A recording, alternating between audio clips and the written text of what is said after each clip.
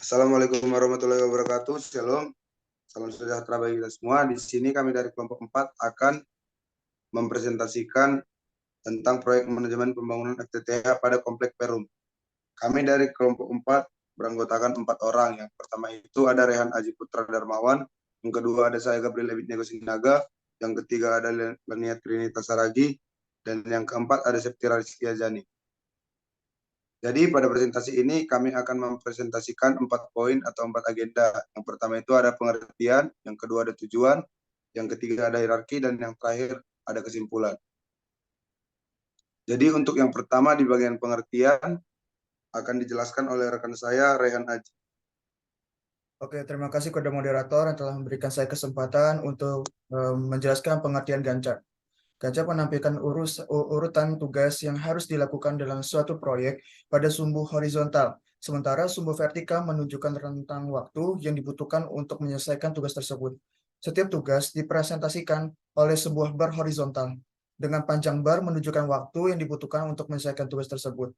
Garis vertikal atau milestone dapat digunakan untuk menunjukkan titik penting dalam proyek, seperti tanggal akhir atau awal dari suatu fase. Selanjutnya ada pengertian network planning. Network planning, atau sering juga disebut sebagai project network atau network diagram, adalah metode pengelolaan proyek yang menggunakan diagram jaringan untuk menggambarkan urutan tugas dan ketergantungan antara tugas-tugas tersebut dalam sebuah proyek. Terima kasih, saya kembalikan kepada moderator. Terima kasih untuk rekan saya Rehan Aji yang telah menjelaskan tentang pengertian. Berikutnya ada poin tujuan yang akan dijelaskan oleh rekan saya Lania Trinita. Terima kasih kepada moderator. Di sini saya menjelaskan tujuan dari Gantt chart dan network planning. Tujuan dari Gantt chart yaitu memantau kemajuan proyek dan mengetahui apakah proyek berada dalam jadwal atau terlambat. Yang kedua, mengidentifikasi root kritis dalam proyek, yaitu rangkaian tugas yang harus diselesaikan tepat waktu agar proyek dapat selesai sesuai jadwal. Yang ketiga, mengoptimalkan alokasi sumber daya untuk memaksimalkan efisiensi dan menghindari penundaan dalam proyek. Next. Selanjutnya ada tujuan dari network planning, di mana tujuannya itu mengidentifikasi sumber daya yang dibutuhkan untuk masing-masing tugas. Yang kedua, mengoptimalkan alokasi sumber daya untuk memaksimalkan efisiensi dan menghindari penundaan dalam proyek.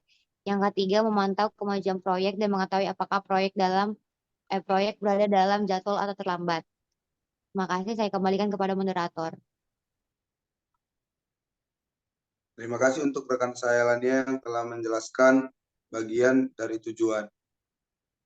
Berikutnya ada poin hierarki, yaitu hierarki daripada Gantt chart dan untuk network planning-nya. Untuk penjelasan dari hierarki, saya serahkan supaya dijelaskan oleh rekan saya Septira. Baik, terima kasih moderator. Yang di sini ada Gantt chart proyek manajemen pembangunan FTTH pada Komplek Perum. Yang pertama ada perencanaan, progresnya 100%, mulai pada tanggal 1, kemudian berakhir pada tanggal 6. Kemudian kedua ada penerapan site, progresnya 100%, mulai pada tanggal 7 sampai 14 Mei. Kemudian ketiga ada konfigurasi jaringan, progresnya 100%, mulai pada tanggal 15 sampai 20 Mei. Kemudian keempat, manajemen pengguna, progresnya 100%, mulai pada tanggal 21 Mei sampai 26. Kemudian terakhir ada finishing, progresnya 100%, mulai pada tanggal 27 sampai 4 Juni. Yang kedua ada struktur network planning. Yang pertama, aktivitasnya A, deskripsinya menentukan area cakupan, estimasinya 1 hari, prosedurnya tidak ada. Kemudian teks yang B, mengidentifikasikan peralatan yang dibutuhkan, estimasi durasi 1 hari, kemudian prosedurnya A, menentukan area cakupan. Kemudian ada C, membuat desain tata letak 2 hari, prosedurnya A. Kemudian yang keempat, D, mendapatkan perizinan, estimasinya 2 hari, prosedurnya A. Kemudian yang kelima ada E, membersihkan jalur jaringan dari penghalang, estimasi durasinya 1 hari, prosedurnya D. Instruksi itu predesesor tulisannya. predecessor. Ya. Kemudian yang F, menginstal infrastruktur seperti tiang, bangunan untuk server. Estimasi harinya 4 hari, kemudian predecessornya D dan E. Kemudian ada G, menghubungkan dan mengamankan area instalasi. Estimasinya 3 hari, kemudian predecessornya F. Ada H, mengkonfigurasi peraturan jaringan seperti protokol IP dan lain-lain. Durasinya 2 hari, kemudian predecessornya G. Kemudian ada I, menyiapkan server 3 hari, dan kemudian predecessornya H. Ada J, menentukan jalur koneksi internet. Estimasinya 1 hari, kemudian predecessornya I. Kemudian ada K, persiapan dan penginstalan infrastruktur untuk disambungkan ke pelanggan. Estimasi durasinya 1 hari, kemudian predecessornya J. Ada L, penentuan hak dan pembatasan pengguna. Estimasinya 1 hari, kemudian predecessornya K. Kemudian ada M, pemantauan penggunaan jaringan. Estimasinya 2 hari, kemudian predecessornya L. Kemudian ada N, pemantauan jaringan kabel fiber.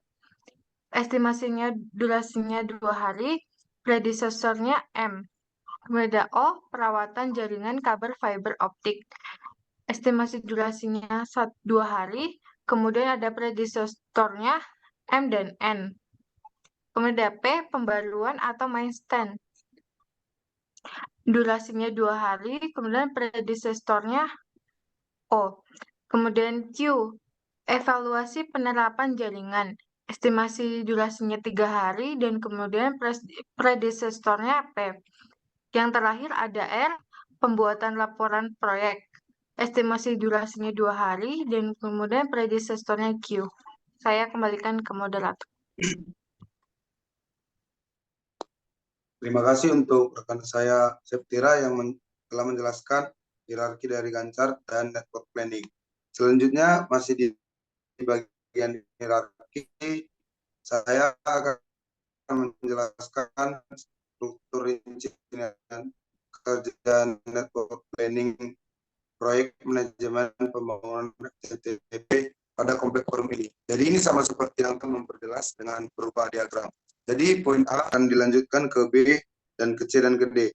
Lalu poin yang B dan C akan berhenti dan D akan terus ke E. Dan D itu sekaligus mengantarkan ke F dan E juga sama. F lanjut ke G, G lanjut ke H, H lanjut ke I lanjut ke J ke K, K ke L ke M, dan di bagian M mengirimkan ke N dan ke O.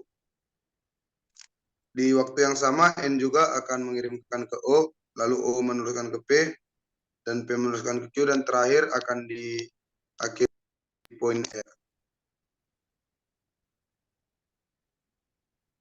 Itu saja untuk penjelasan hierarki. Selanjutnya yang terakhir ada kesimpulan. Kesimpulan yang pertama, dengan menggunakan Gancar, manajer proyek dapat mengidentifikasi tugas-tugas yang harus dilakukan dalam suatu proyek. Yang kedua, dengan memanfaatkan Gancar, manajer proyek dapat mengelola proyek secara lebih efektif dan meningkatkan kemungkinan keberhasilan proyek dalam mencapai tujuan yang telah ditetapkan. Kesimpulan yang ketiga, dengan menggunakan network planning, manajer proyek dapat mengidentifikasi semua tugas yang harus dilakukan dalam suatu proyek. Dan yang terakhir, network planning membantu manajer proyek untuk meningkatkan kemungkinan keberhasilan proyek dalam mencapai tugas dan tujuan yang telah ditetapkan. Jadi itu saja presentasi dari kami kelompok 4. Mungkin jika ada kesalahan kata, kami mohon maaf. Di akhir kata kami ucapkan terima kasih. Assalamualaikum warahmatullahi wabarakatuh. Waalaikumsalam warahmatullahi wabarakatuh.